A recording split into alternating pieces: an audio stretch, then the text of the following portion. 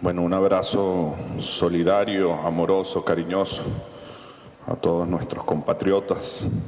Es un honor estar acá en este pedacito de la patria grande, la patria de Evita, de Perón, de Néstor, de Cristina.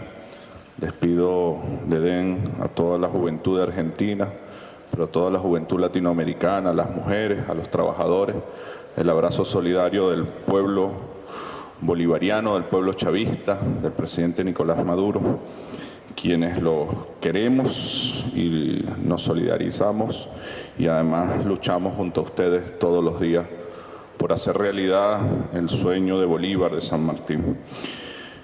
Hablar de Venezuela es prácticamente hablar de América Latina. Creo que la coyuntura, pero también la historia que hace realidad esta coyuntura, es prácticamente común. O nos unimos o nos hundimos, decía Perón, el siglo XXI nos consigue unidos o hundidos. Es difícil saber si estamos unidos o hundidos, creo que estamos en batalla, pero nadie puede negar que en los últimos 200 años caminamos más separados que unidos. No fuimos juntos, compañeros, como dice el poema de Benedetti, sino que fuimos tal vez viendo más a lugares ajenos que a nosotros mismos. Fuimos más tratando de acompañar a otros que a nuestros hermanos y nuestras hermanas.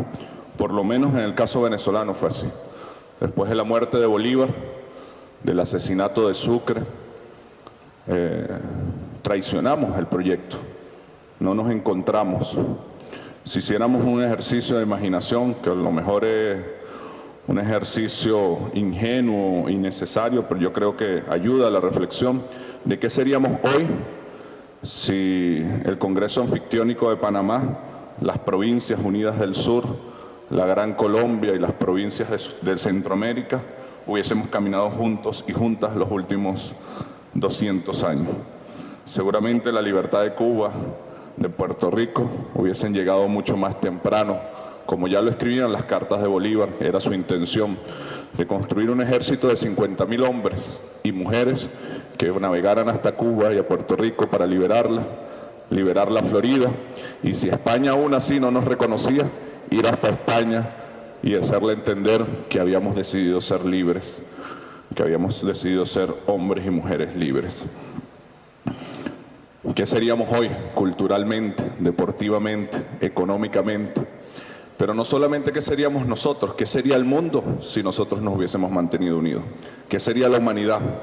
Estoy seguro que el papel de fortaleza que nos hubiese tocado jugar no lo hubiésemos utilizado como lo utiliza quien hoy le toca jugar el papel de fortaleza en el tablero internacional. Estoy seguro que la mística, que la ética, que la responsabilidad política latinoamericana le hubiese dado un rumbo a la humanidad y al mundo muy distinto. Así que no solamente verlo desde una perspectiva de sobrevivencia o de ego o de gloria latinoamericana, sino también de responsabilidad ante la humanidad. Durante estos últimos 200 años, tristemente debemos reconocer, autocríticamente debemos reconocer que no hemos jugado el papel que nos corresponde, que no nos hemos mantenido unidos y que en gran parte el mundo que encontramos hoy, la Latinoamérica que encontramos hoy y la parte de patria que nos corresponde a cada uno es también parte de nuestra responsabilidad histórica, de lo que hemos hecho y de lo que hemos dejado de hacer. En el caso venezolano, aparte de caminar 200 años en soledad sin acompañarnos con nuestros hermanos, hemos tenido también de esos 200 años la mitad del periodo, 100 años, de algo que llaman la renta petrolera. Que yo no voy a decir que es una maldición, no lo es. Ninguno de nuestros recursos naturales, nuestro oro, nuestra plata, nuestros diamantes, nuestras aguas. Ayer navegué el río desde el Uruguay hasta Buenos Aires, qué cosa tan hermosa, qué bendición tan hermosa. Por supuesto que no son una maldición, son una realidad que puede ser un apalancamiento, que puede ser una fortaleza o no, dependiendo de lo que sus pueblos, de lo que sus liderazgos decidan hacer. En el caso venezolano, desde que apareció el petróleo hace ya un poco más de 100 años, teníamos la oportunidad de utilizar ese petróleo para asegurar energéticamente nuestra región, nuestros hermanos, para invertir esos recursos en levantar una inmensa potencialidad productiva que tiene Venezuela, que tiene América Latina, para garantizar que nuestros pueblos vivan con dignidad, que todas nuestras familias vivan en una vivienda digna, coman bien, estudien bien, tengan un sistema de salud público de calidad, para producir, para trabajar. Tristemente, la realidad es que en vez de hacer eso, decidimos achinchorrarnos, como dicen en Venezuela. No sé si eso se entiende en todas partes de América Latina. Acostarnos en una hamaca, en un chinchorro, y ese baúl de barritas de oro que conseguimos debajo de la tierra, venderlo cada vez que hiciera falta algo. Venderlo cada vez que hiciera falta algo de medicina, venderlo cada vez que hiciera falta algo de ropa, venderlo cada vez que hiciera falta algo de comida y decir, bueno, ¿para qué nos vamos a poner a trabajar si tenemos ese petróleo? ¿Para qué nos vamos a poner a producir? El problema de haber hecho eso es que en algún momento de la historia nos quedamos dormidos en el chinchorro y en la hamaca. Ya en la década de los 80, finales de los 80, durante toda la década triste neoliberal de los 90, nos quedamos dormidos. Solamente para que tengan unos datos, en el año 99 Venezuela vendía el petróleo a $7 el barril de petróleo. El 97% de nuestro petróleo se lo vendíamos a Estados Unidos. Pero a Estados Unidos, por sus condiciones, le rebajábamos $1 por barril de petróleo. Le vendíamos el petróleo con descuento a los Estados Unidos. Esa era la Venezuela de los 90. Una Venezuela que tenía 60% de pobreza extrema según cifras oficiales. No la cifra de la revolución, del Chávez candidato, de la izquierda latinoamericana, de las instituciones gobernadas por la derecha hasta el año 99. 60% de pobreza extrema. Una Venezuela donde de cada 10 jóvenes en edad de estudiar, solo 4 entraban al sistema educativo, solo 3 llegaban al liceo, a la secundaria, solo 2 a la universidad y solo 1 se graduaba de universitario. De cada 10 jóvenes en el país, con la renta petrolera más grande de América Latina en ese momento. Parece triste, parece tal vez realismo mágico, pero es la realidad de una Venezuela que se quedó dormida y ni siquiera podía ejercer soberanía sobre sus recursos naturales, sobre sus recursos petroleros. No voy a decir que no combatimos. Creo que Venezuela, toda América Latina, vivió unos años posterior a la muerte de nuestros libertadores de batalla. En el caso venezolano, los primeros 100 años fueron las luchas federales, las luchas por el acceso a la tierra. En líneas generales vencidos, muchas veces por nuestra batalla en soledad, muchas veces por la traición, por la división, muchas veces por la falta de voluntad de poder de nuestros pueblos organizados. Y pareciera que la historia fuese cíclica.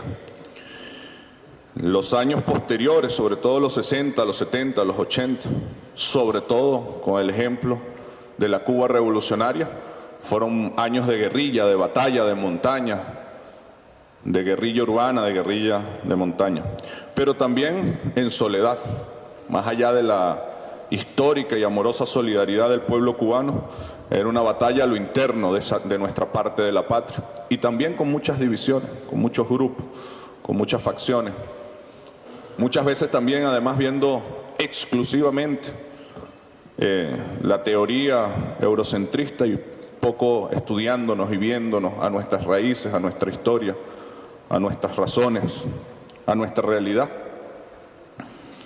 Los 90 también fueron años de mucha resistencia. Insisto, seguramente esto que estoy diciendo es una historia parecida en cada una de nuestras patrias. Hablar de la aplicación del modelo neoliberal en Venezuela en los 90, acá, en esta parte de la patria, donde tal vez fue donde más brutalmente fue desmontado el Estado en general, privatizado todas las empresas, pero exactamente pasó en Venezuela.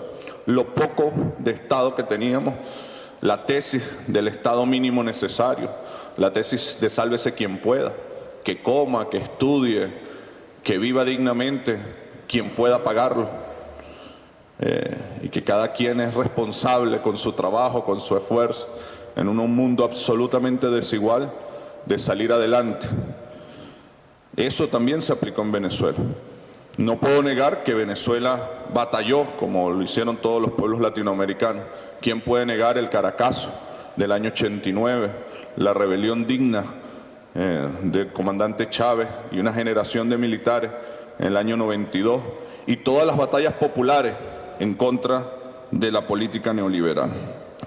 Todo eso, como ustedes saben, fue una acumulación de fuerza que en el caso venezolano permitió tomar parte del poder político, que yo creo que es algo que nosotros también debemos comprender en esta circunstancia de batalla en la que estamos.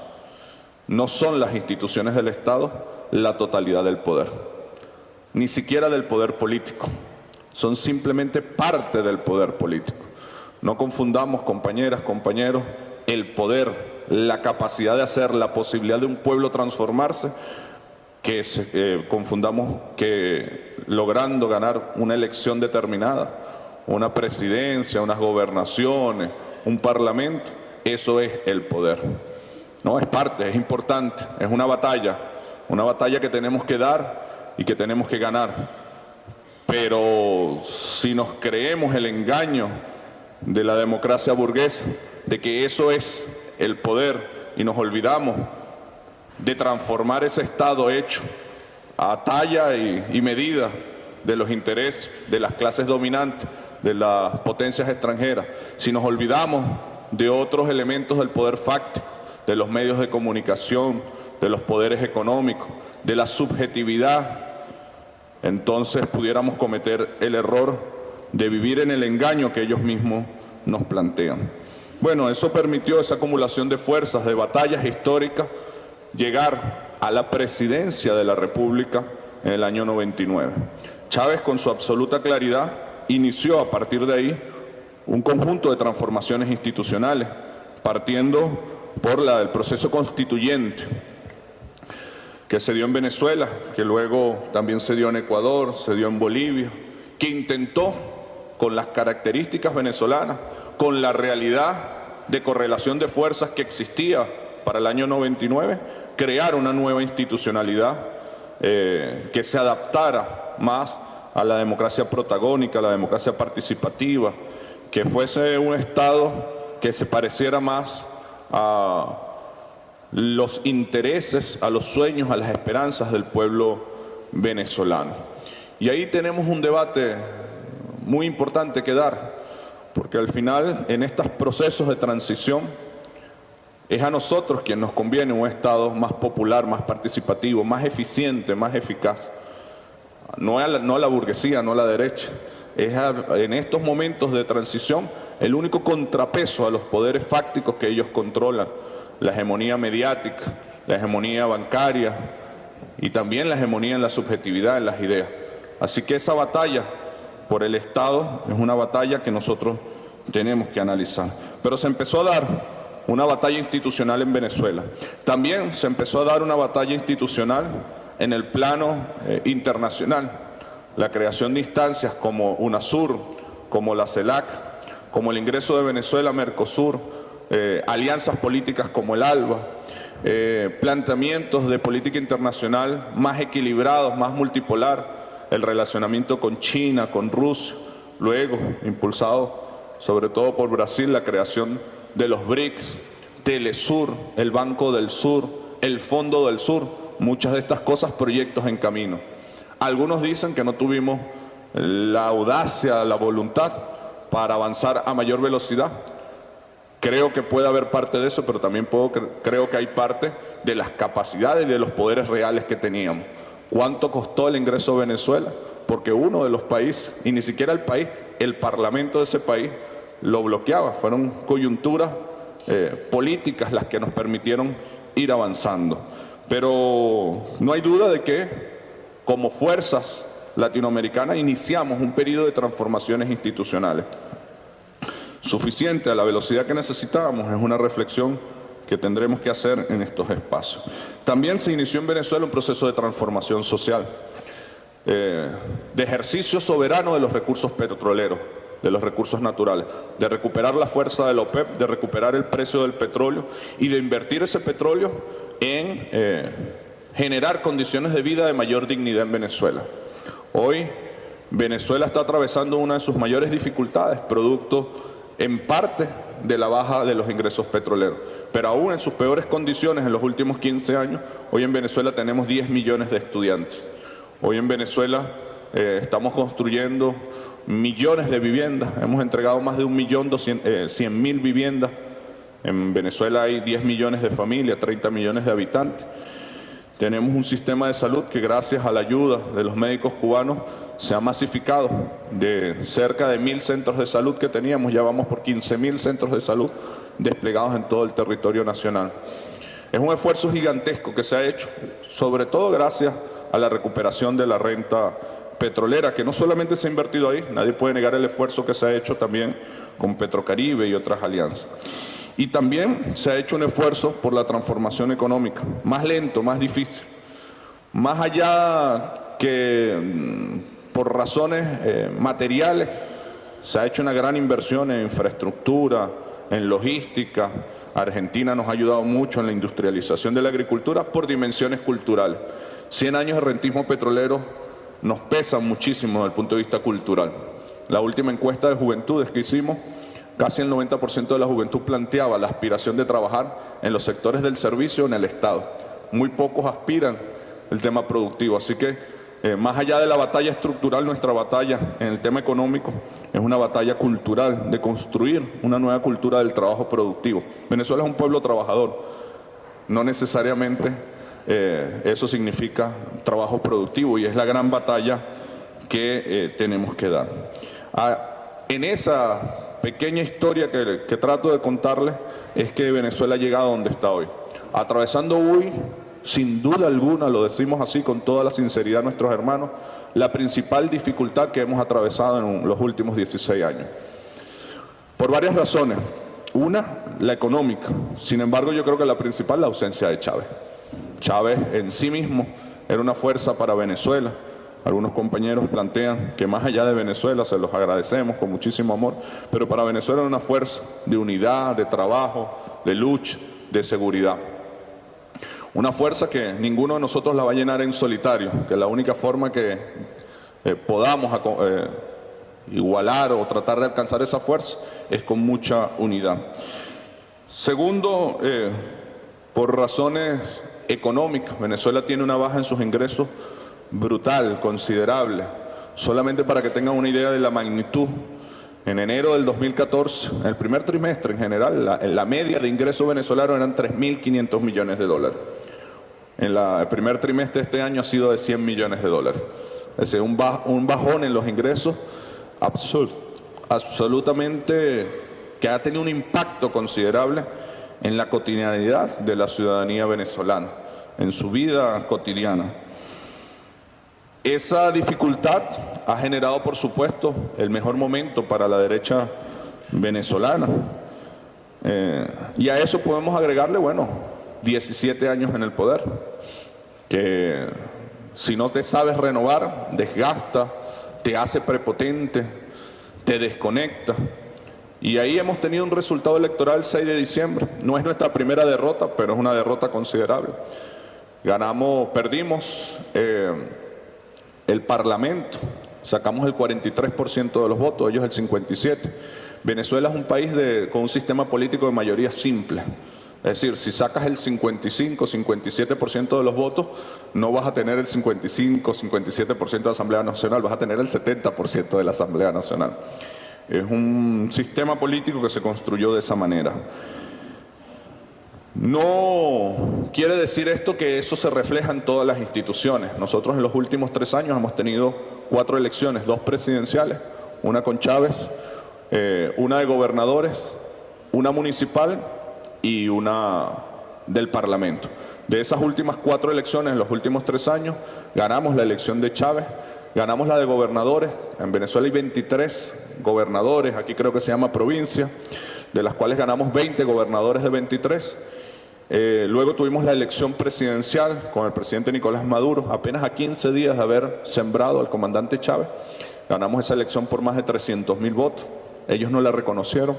Y luego en diciembre, eso fue en abril del 2013, luego en diciembre del 2013 tuvimos elecciones municipales, de alcaldías. Ellos estaban muy mal entonados, declararon esa elección municipal como un plebiscito presidencial. Ganamos esa elección con el 75% de las alcaldías, más de 1,5 millones de votos, más de 10% de diferencia. Eso fue en diciembre del 2013. En enero del 2014, con una victoria así, cualquiera diría, te van a dar una luna de miel, te van a dar un tiempo de paz. En enero, el 23 de enero del 2014, ellos nos declararon una acción política que llamaron La Salida, duró 4 meses, que fue una acción política que intentó tomar el poder por la vía violenta. Generó 45 asesinatos, generó 800 lisiados, muchos de ellos en cama, no se pueden mover. Llamada La Salida, la guarimba del 2014. Tal vez uno de los momentos de mayor tensión. Sé que en los medios de sus países pareciera que Venezuela hoy está viviendo el momento de mayor tensión política. En realidad fue esos 3 meses del 2014. Mi análisis personal, pudimos estar al borde de una guerra civil.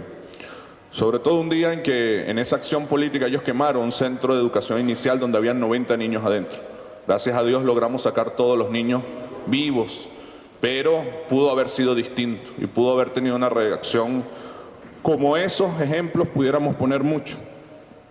Logramos superar esa dificultad y bueno, en enero del año pasado tuvimos una elección de parlamentos con la situación económica más compleja que generó este resultado. Este resultado, bueno, nos ha obligado a una gran reflexión. Si bien pudiéramos decir, si el petróleo estuviese alto, el resultado electoral hubiese sido distinto, sí, es verdad. Pero no niega que hay un conjunto de dinámicas, de reflexiones, de formas de hacer la política, de ciclos que se cierran. Nosotros no podemos seguir teniendo el mismo discurso que teníamos en el 99, cuando el 60% de la población estaba en condiciones de pobreza extrema. Hoy solamente el 5% de la población está en condiciones de pobreza extrema. Su aspiración, su discurso, su subjetividad es completamente distinto. Así que este resultado electoral también nos sirve como una bofetada para reflexionar, para autocriticarnos, para corregir lo que tengamos que corregir e ir a una nueva dinámica, a una nueva ofensiva política, como lo vamos a hacer, lo estamos haciendo. Hoy en Venezuela hay un debate y hay una batalla política. No solamente una batalla política por las instituciones, sería un error plantearlo de esa manera. No solamente la derecha nacional, internacional, continental se está planteando tomar el poder político en la principal reserva petrolera del planeta. También hay una batalla por los símbolos, también hay una batalla por la subjetividad. Hay una batalla, y yo no creo que sea nacional, creo que es continental, por tratar de hacer ver al chavismo como sinónimo de ineficiencia, de narcotráfico, de corrupción, los corruptos llamándonos al pueblo corrupto, ¿no? Pero bueno, con toda su capacidad mediática y con toda la inteligencia que le ponen al tema del marketing y de cómo mover la subjetividad. Yo creo que hay una batalla por la subjetividad. Y más allá de individualizar esta batalla en si somos o no somos o qué somos, también hay una batalla por los símbolos de lo que ellos representan. No es casual la sacada de los cuadros de Bolívar, no solamente de Chávez, de Bolívar, de las instituciones estatales, como pudiera, creo que pasó también acá. No es casual la batalla que están dando por reposicionar la visión neoliberal del Estado mínimo, de olvidémonos de la historia, de para qué vamos a caminar juntos. Hay una batalla no solamente por la institucionalidad, sino que también hay una batalla por la simbología. Y creemos que también hay una batalla geopolítica. Analizar lo que está pasando en Venezuela sin comprender que no es un problema nacional, que no es un problema individual, que es un problema geopolítico, creo que es, o creemos que es un error. Solamente para recordar, nosotros hemos recibido 9 golpes contundentes que yo tengo aquí registrados. Ahorita anotaba algunos otros mientras ustedes hablaban, escuchándolos. En Venezuela el 2002 se dio un golpe de Estado, porque a veces decimos y repetimos nuestros discursos, no, los golpes de Estados de antes. Bueno, hagamos un recorrido del comportamiento de Estados Unidos en los últimos 15 años. En Haití, en el 2004, se dio un golpe de Estado. En Bolivia, en el 2008, se intentó una acción separatista. En Honduras, en el 2009, se dio un golpe de Estado. Muy parecido a lo que está pasando en Brasil hoy. Tal vez no nos alarmamos con la magnitud que debimos haberlo hecho. Hoy los documentos desclasificados de Estados Unidos, todos indican que Estados Unidos estuvo directamente involucrado. Estaba llegando Obama.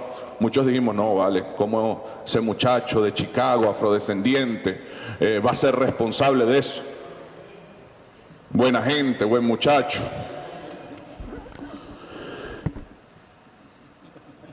En 2009 colocaron las bases militares en Colombia. No lo olvidemos, la acción militar sobre Ecuador, de quien hoy declaró hace pocos meses Álvaro Uribe que en Venezuela el ejército venezolano se tenía que poner a las órdenes de la oposición venezolana, o deberíamos pensar en un ejército de otro país que invadiera Venezuela. Esas son declaraciones de Uribe hace un mes en Estados Unidos. En Ecuador, en el 2010, se intentó dar golpe de Estado desde la Policía Nacional. En Paraguay, desde el 2002, se dio un golpe de Estado.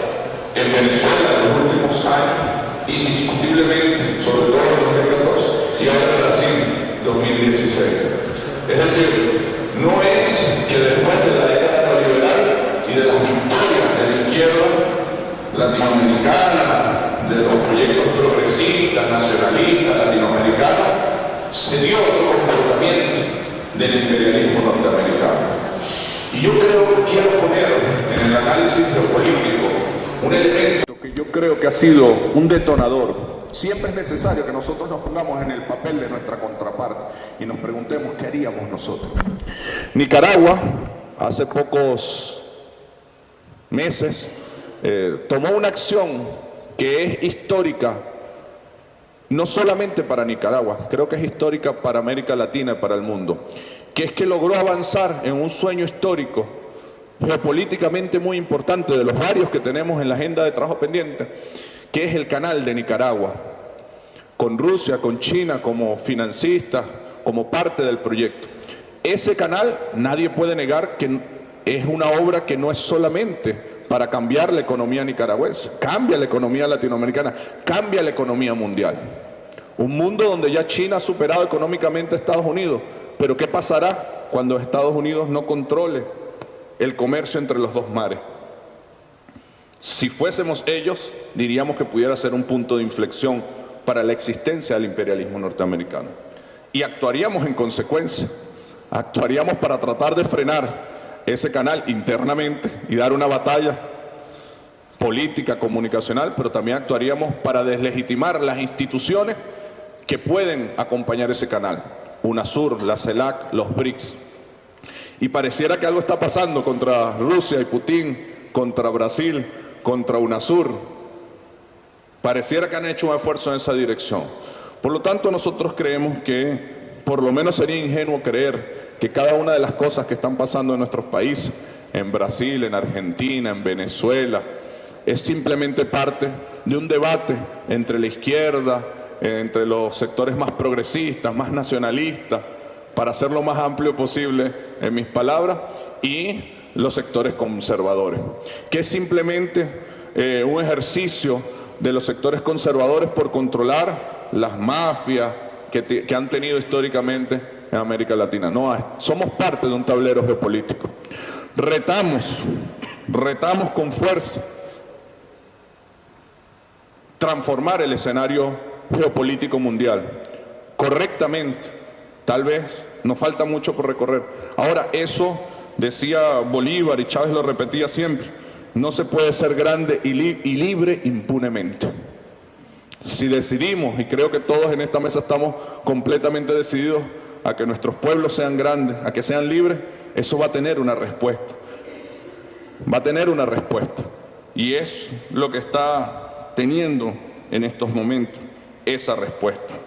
Ahora, luego de esos resultados electorales del 6 de diciembre, Venezuela ocupó un poder político, los sectores más conservadores más tradicionales de Venezuela. Un poco para que ustedes tengan idea, quien hoy preside la Asamblea Nacional, miembro de Acción Democrática, gobernaron en el 45, 46, 47, luego se dio un golpe de Estado en Venezuela por Pérez Jiménez, por los Estados Unidos, que duró cerca de una década, y luego Pérez Jiménez no le servía a los intereses norteamericanos y volvieron a dar un golpe de Estado y pusieron a Rómulo Betancourt, quien estaba exiliado en Estados Unidos y ya había firmado el Pacto de Nueva York en los Estados Unidos, que es un pacto de alternancia entre Acción Democrática, un partido cercano a la socialdemocracia, y COPEI, un partido más de los sectores católicos, cristianos. Y dejaron, por supuesto, por fuera al Partido Comunista, que no podía estar en la alianza, y a cualquier manifestación de izquierda. La democracia de ellos, ¿no? Que es de ellos, pero sí, nosotros. Y bueno, esa alianza gobernó Venezuela durante los últimos 40 años hasta que llegó Chávez. Hoy quien preside la Asamblea Nacional, Ramos Ayú, es parte de ese partido, quien es diputado desde el año 78. Para ver si volvimos o no. La nueva derecha, como se presentan, ¿no? Macri es la nueva derecha, pero lo que hace es peor que no son la nueva derecha. Por más marketing que hagan, son los mismos sectores conservadores que llevaron a la máxima pobreza a nuestro continente, que se pusieron de rodillas y de espaldas entre nosotros. Es importante que nosotros comprendamos que por más que haya en algunos lugares caras nuevas, nuevos eslogans, nuevas sonrisas, sigue siendo exactamente los mismos poderes fácticos que han echado a perder. Ese discurso no es suficiente porque América Latina, en líneas generales, es un continente joven. Hoy en Venezuela la edad promedio es 29 años. El 75% tiene menos de 45 años. Sé que Nicaragua también es un país muy joven. Y muchos jóvenes en la educación media, en la educación universitaria, le hablamos de la década neoliberal y dicen, pero es que no la conozco. Muchos te pueden decir, no, antes se vivía mejor.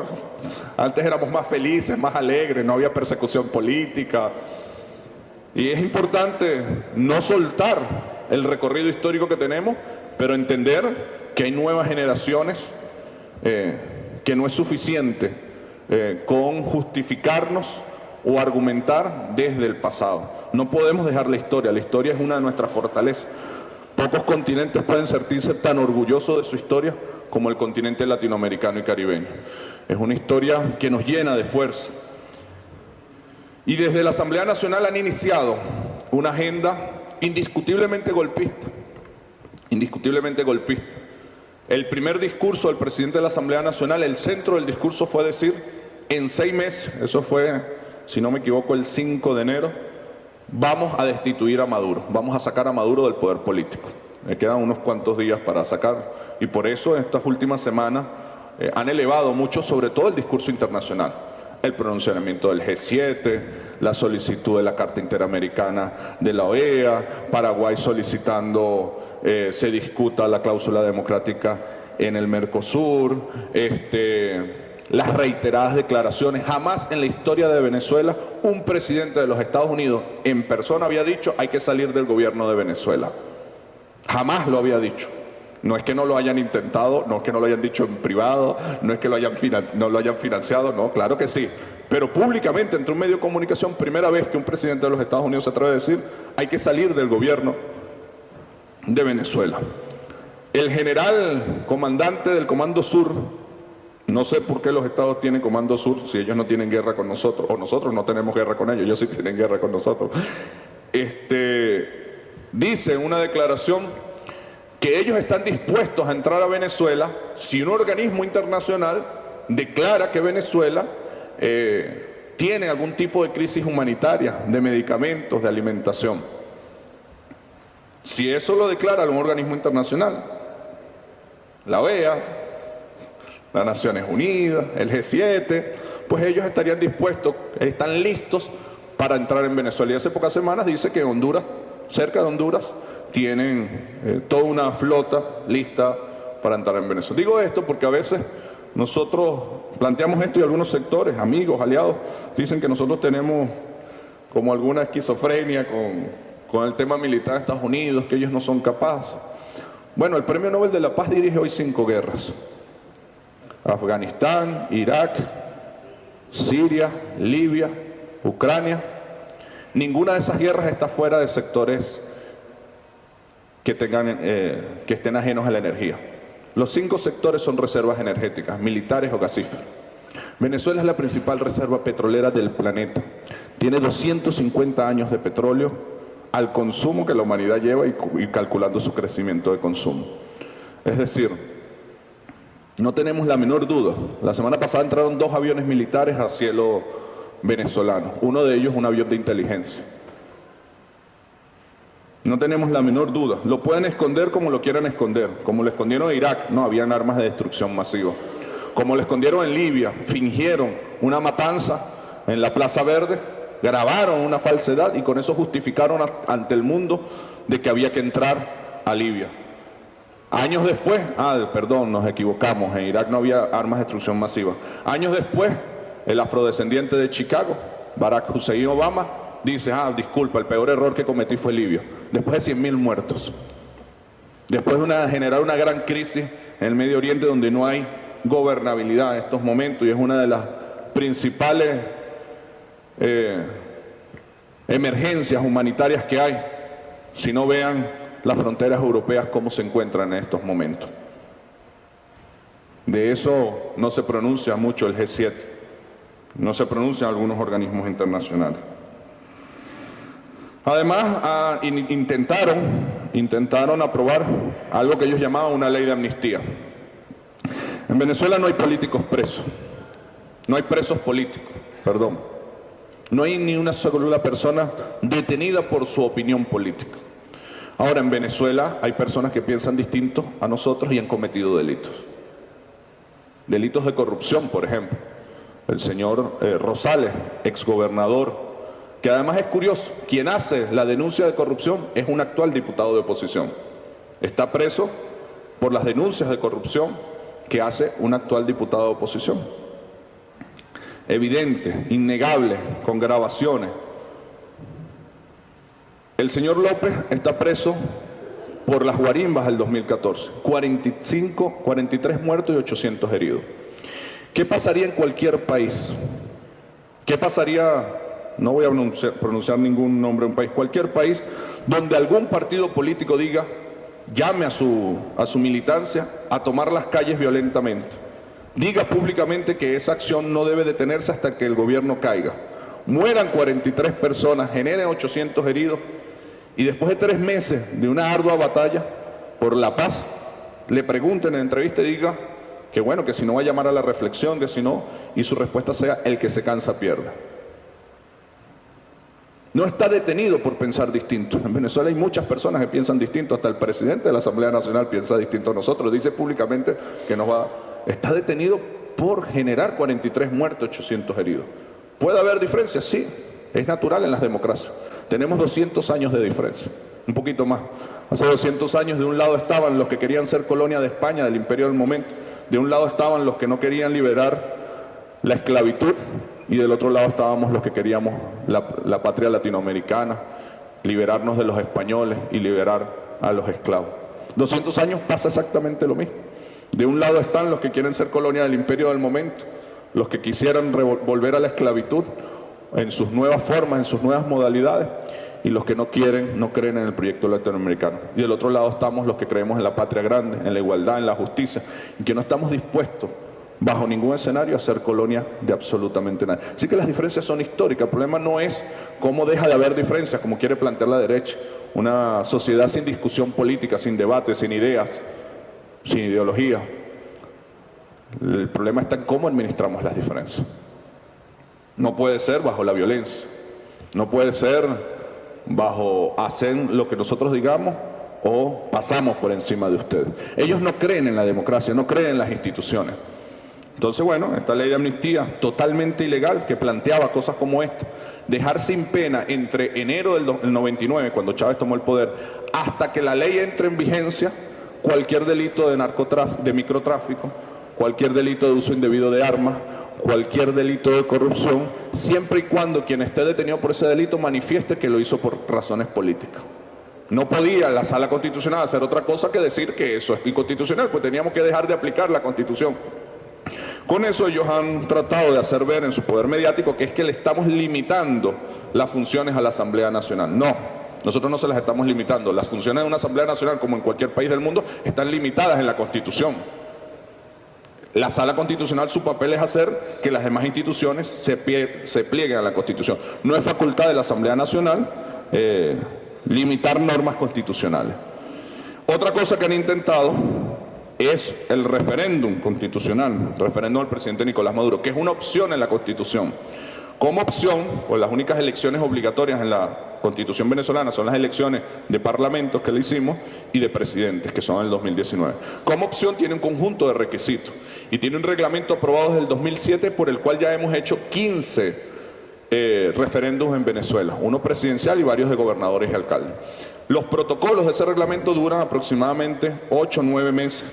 Tiene 3 procesos fundamentales. El primer proceso, que ellos lo empezaron en abril, recoger el 1% de las firmas del padrón electoral. Luego de eso, la contraparte impugna, revisa. Ya llevamos 10.000 firmas de personas que han muerto desde hace varios años, que ellos las pusieron como firmas falsificadas.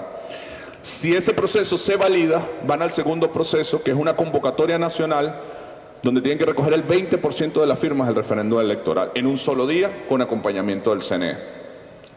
Luego viene el proceso de impugnación de la contraparte. Si ese proceso se valida, van al referéndum.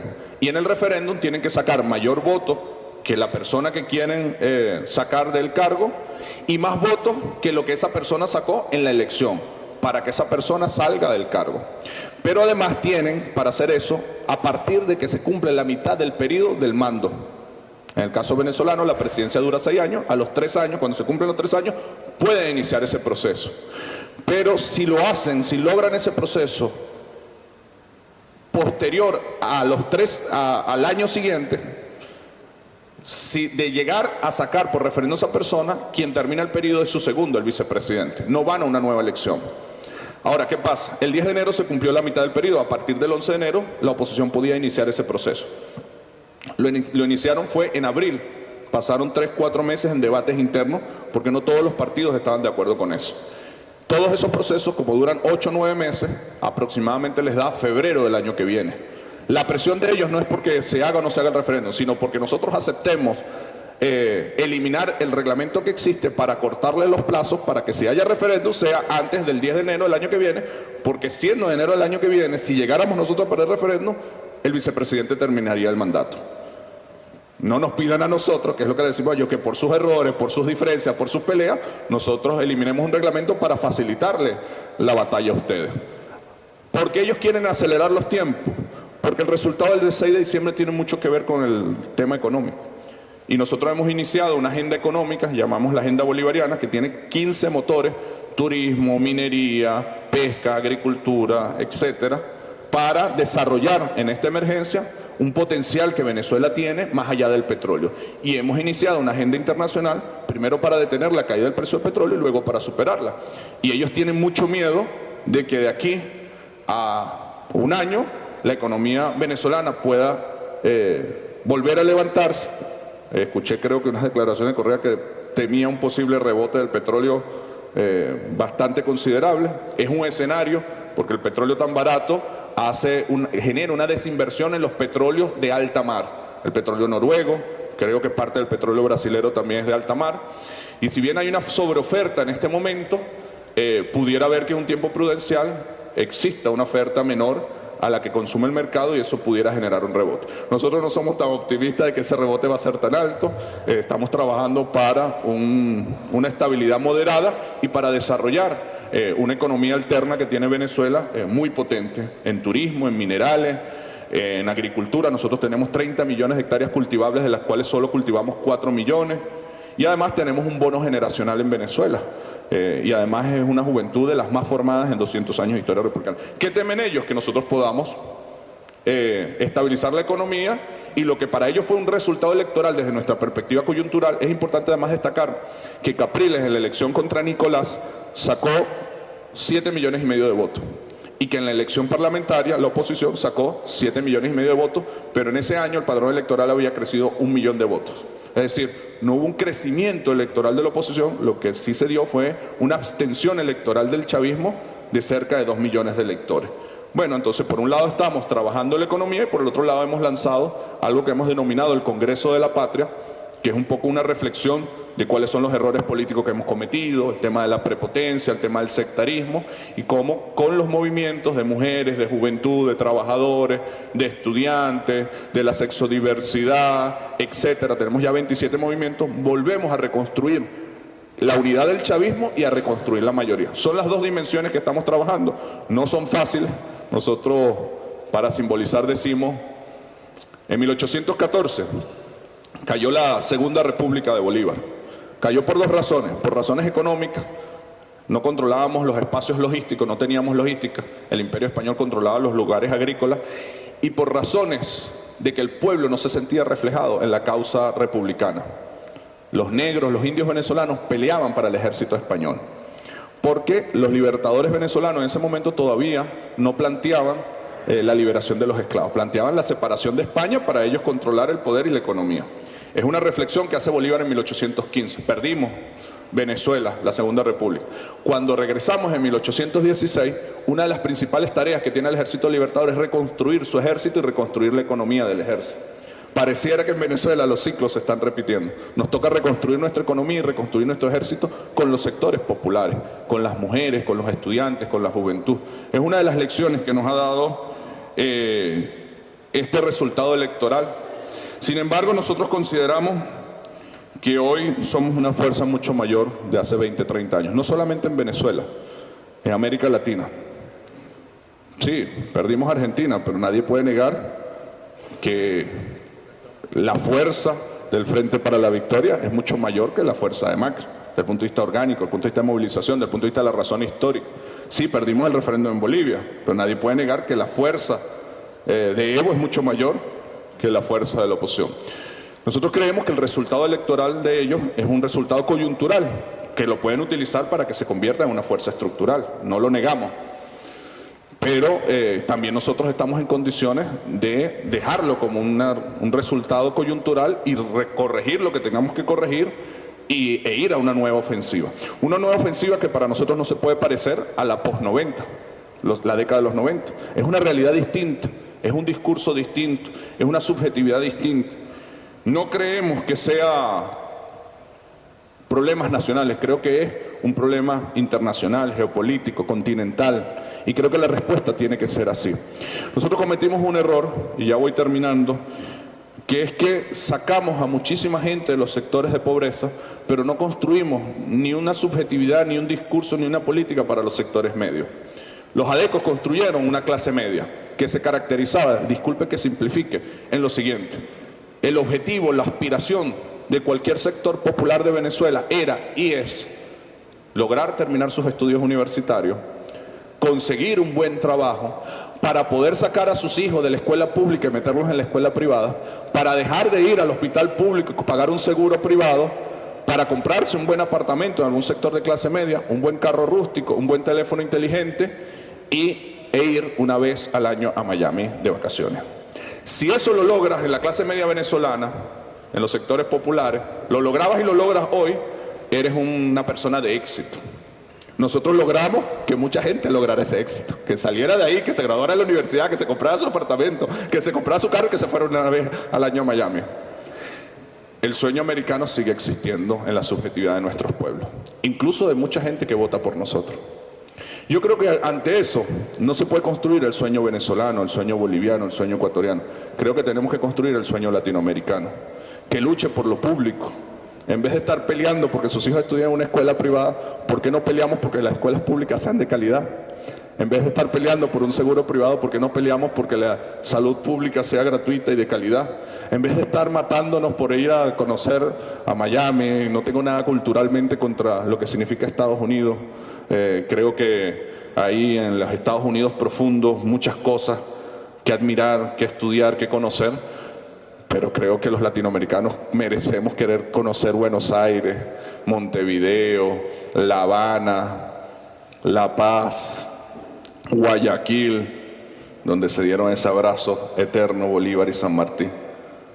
tenemos que construir también en la subjetividad. No nos podemos quedar y en una subjetividad común, compañeros, con nuestras culturas, con nuestras raíces, con nuestra diversidad, que para mí es una fortaleza. Tenemos problemas comunes, historias comunes, lengua más o menos común. No necesitamos un traductor para entendernos entre los que hablamos español y los que hablan portugués. Tenemos religiones comunes. Más allá de la guerra de la Triple Alianza, que fue más una guerra de Inglaterra que de nosotros, no hemos tenido mayores conflictos entre nosotros, a diferencia de Europa, a diferencia de los mismos Estados Unidos, que se mataron entre ellos para unirse. No hay ninguna razón para que sigamos caminando sin agarrarnos las manos, sin abrazarnos, sin entendernos, sin acompañarnos, sin querernos, sin conocernos, sin reconocernos. Tenemos que reconocer también que muchas veces no nos conocemos, nuestros pueblos. No estoy hablando de los dirigentes. Tal vez los dirigentes hemos hecho un esfuerzo gigantesco por acompañarnos. Pero seguramente la media de la juventud latinoamericana conoce más la historia romana que la historia latinoamericana. Seguramente en la media de las carteleras de cine de Brasil, de Argentina, de Uruguay, de Paraguay, hay más cine extranjero que cine latinoamericano. El cine venezolano es difícil conseguir. Una película argentina, una película brasilera, una película cubana. Y estoy seguro, porque lo he visto, que hay un cine de muy alta calidad.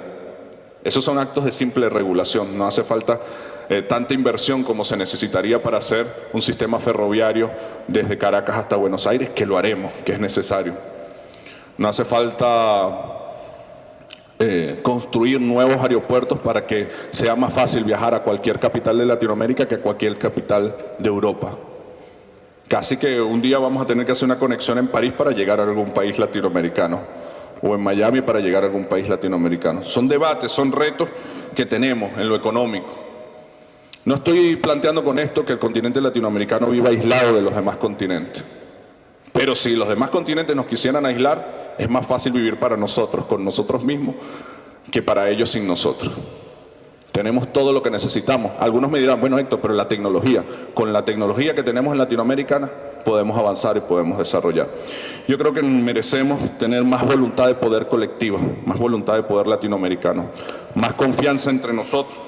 Y así como arranqué mis palabras diciendo, hagamos un ejercicio de pensar qué seríamos hoy si los últimos 200 años no nos hubiésemos dado la espalda.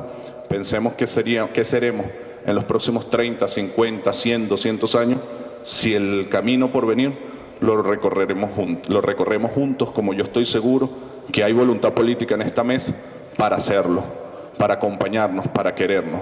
Sí, estamos en tiempos difíciles, estamos en tiempos de batalla, pero no se puede ser libre impunemente. Y no estamos vencidos, sino que vamos a vencer. Un abrazo para todas y todos.